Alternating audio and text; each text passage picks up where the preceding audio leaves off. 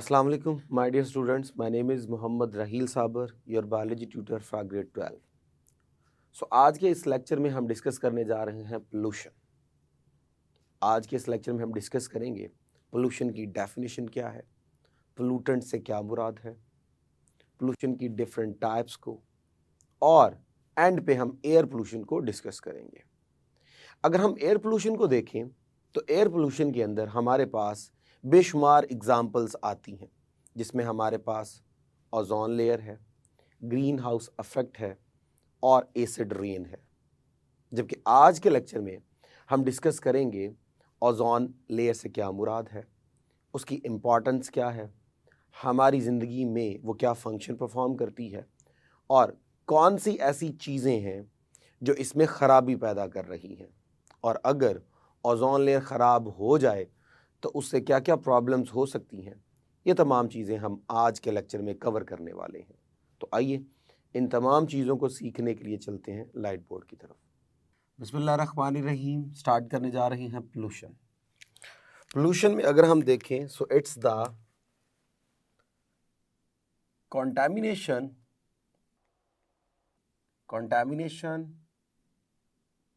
of the environment by anything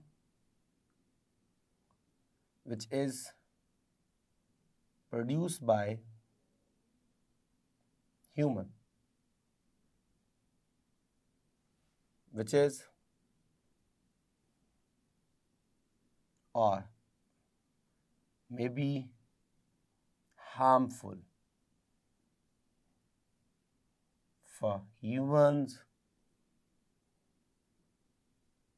or other living organisms is called as pollution. So contamination of the environment, तो environment का contaminate हो जाना, आलूदा हो जाना, गंदा हो जाना, ख़राब हो जाना, उन तमाम चीज़ों की वजह से जो कि ह्यूमंस की डिफरेंट एक्टिविटीज़ से पैदा हुई हैं, और वो जो एक्टिविटी से पैदा होने के बाद चीज़ें एनवायरनमेंट में आई हैं, उनके एनवायरनमेंट में आने के बाद हमें डैम श्योर हो कि वो हमारी लाइफ को या इस एनवायरनमेंट में रहने वाले दूसरे ऑर्गेनिज्म की लाइफ को क्या करेंगे, नुकसान पहुंचाएंगे। इस प्रोसेस को पोल्यूशन कहते हैं, और वो उन तमाम सब्सटेंसेस को जो यहाँ पे इन्वॉल्व होंगी, सो substances which will involve here called as pollutant। तो हमारे पास जो यहाँ पे सब्सटेंसेस इन्वॉल्व होंगी जो पोल्यूशन काज कर रही हैं, उन्हें हम पोल्यूटेंट्स कहते हैं। अगर हम पोल्यूशंस की टाइप्स में आएँ तो हमारे पास बेशुमार टाइप्स हैं। टाइप्स इनमें हमारे पास है जी एयर पोल्यूशन, जिसे आप एटमॉस्फेरिक पोल्यूशन भी कह सकते हैं, noise pollution, radiation pollution, water pollution, और बेशुमार हमारे पास टाइप्स हैं। इस वक्त हम जो मेन डिस्कस करने जा रहे हैं it's the air pollution. So air pollution, so air pollution से क्या मुराद है? So it will be contamination of the air by anything produced by humans which is harmful to all types of living organisms. So living organisms में अगर हम humans की बात करें तो ह्यूमंस की डिफरेंट एक्टिविटीज़ की वजह से जो चीज़ें पैदा हों और वो चीज़ें जो है वो एयर में आकर हमारी लाइफ के लिए बहुत ज़्यादा हार्मफुल हों या डिफरेंट ऑर्गेनिजम्स के लिए बहुत ज़्यादा हार्मफुल हों, इसे हम कहते हैं एयर पोल्यूशन। और वो तमाम चीज़ें जो एयर में आकर एयर के अंदर क्या कर रहे हैं, कॉन्टेमिनेशन कर रहे हैं, उन्हें हम बोलेंगे पोल्यूटेंट्स। मिसाल के तौर पे अगर हम बात करें, सो फॉसल फ्यूल्स वगैरह के बर्न होने से, डीजल वगैरह, पेट्रोल वगैरह के बर्न होने से, गैस वगैरह के बर्न होने से, और फॉरेस्टेशन को ख़त्म करके जो है वो डिफॉरेस्टेशन करने से जो हमारा सबसे बड़ा प्रॉब्लम जनरेट होता है, वो क्या होता है जी, हमारे इन्वायरमेंट में CO2 बहुत ज़्यादा आ जाती है, हमारे इन्वायरमेंट में NO2 आ रही है, हमारे इन्वायरमेंट में जो है वो SO2 आ रही है, हमारे इन्वायरमेंट में जो है वो बहुत ज़्यादा जो है, हम कह सकते हैं कि इन्हें हम बोलते हैं, याद रखिएगा, जब आपने कार्बन डाई बोलना है तो ऐसा भी हो सकता है, कुछ जगहों पर लिखा होता है COX, इसे बोलते हैं कॉक्सिक्स। कॉक्सिस से मुराद के कार्बन के कोई भी जो है वो ऑक्साइड हो सकते हैं, चाहे वो कार्बन मोनो है, चाहे वो कार्बन डाई है। यहाँ लिखा हो सकता है नॉक्सिस, यहाँ हो सकता है सॉक्सिस। इसके अलावा बोरॉन वगैरह जो है वो बहुत ज़्यादा पैदा हो रहा है, लेड जो है वो बहुत ज़्यादा पैदा हो रहा है, और ये सारे के सारे जो है वो डायरेक्ट एयर में एमिट कर दिए जाते हैं, जिसकी वजह से एयर जो है वो बहुत ज़्यादा कॉन्टामिनेट हो रही है और वो सेहत के लिए भी बहुत ज़्यादा नुकसानदेह साबित हो रही है। अब अगर हम इसकी एग्जाम्पल में से एक एग्जाम्पल को सिलेक्ट करें तो वो हमारे पास है ओजोन लेयर। अगर हम बात करें इस लेयर की तो basically it's a layer which filter the यूवीज। ये यूवीज को फिल्टर करती है और protect us from harmful यूवीज by blocking them. तो ये जो हार्मफुल यूवीज होती हैं ये उनको ब्लॉक कर देती है और ब्लॉक करके हमें उसके डैमेजिंग इफेक्ट से बचा लेती है। अगर हम ओजोन की बात करें तो बेसिकली ओजोन जो है वो प्रेजेंट है एटमॉस्फेयर में। So in atmosphere between 10 to 50 kilometre. याद रखिएगा, अगर हम एटमॉस्फेयर में आए तो हमारे पास एटमॉस्फेयर की डिफरेंट लेयर्स होती हैं। सो एटमॉस्फेयर में हमारे पास लेयर्स हैं। इन लेयर्स में जो हमारे पास पहली लेयर होती है उसे हम बोलते हैं ट्रोपोस्फियर। नेक्स्ट को हम बोलते हैं स्ट्रेटोस्फियर।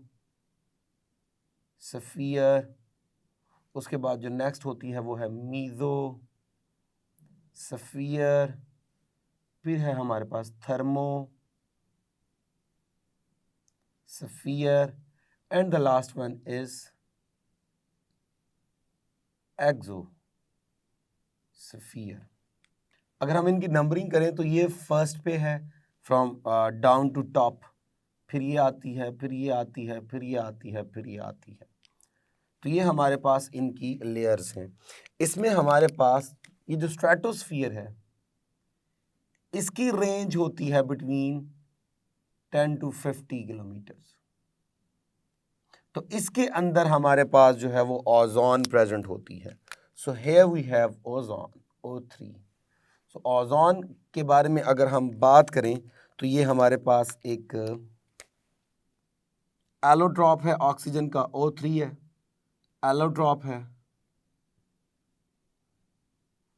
ऑफ ऑक्सीजन, और ब्लूइश एक्सप्लोसिव बहुत ज़्यादा है इन नेचर और पॉइजनस होती है बहुत ज़्यादा। पॉइजनस जो है वो एक गैस है हमारे पास, गैस फॉर्म में होती है।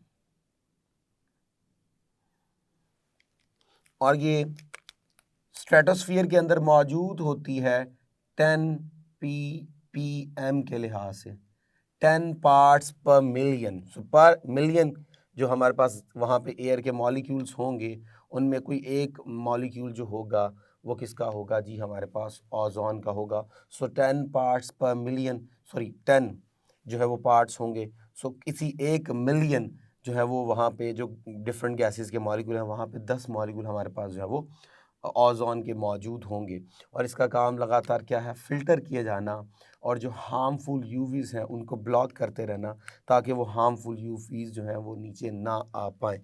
लेकिन हम जो है वो क्रिएट कर रहे हैं air pollution. So by air pollution हम लोग क्या कर रहे हैं, डेवलपिंग होल्स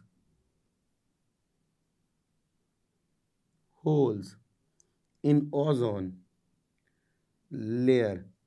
तो हम लोग क्या कर रहे हैं, एयर पोल्यूशन की वजह से ओजोन लेयर के अंदर होल्स डेवलप कर रहे हैं। This phenomena called as depletion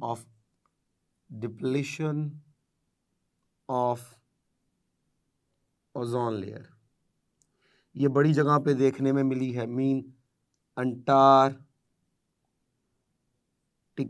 Antarctica या आर्कटिक रीजन्स जो है,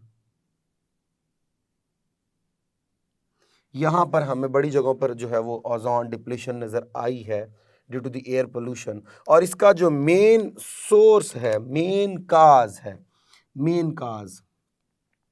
वो है जी क्लोरोफ्लोरोकार्बन्स, ये मेन काज है जिसमें क्लोरीन, फ्लोरीन और कार्बन डाई होती है।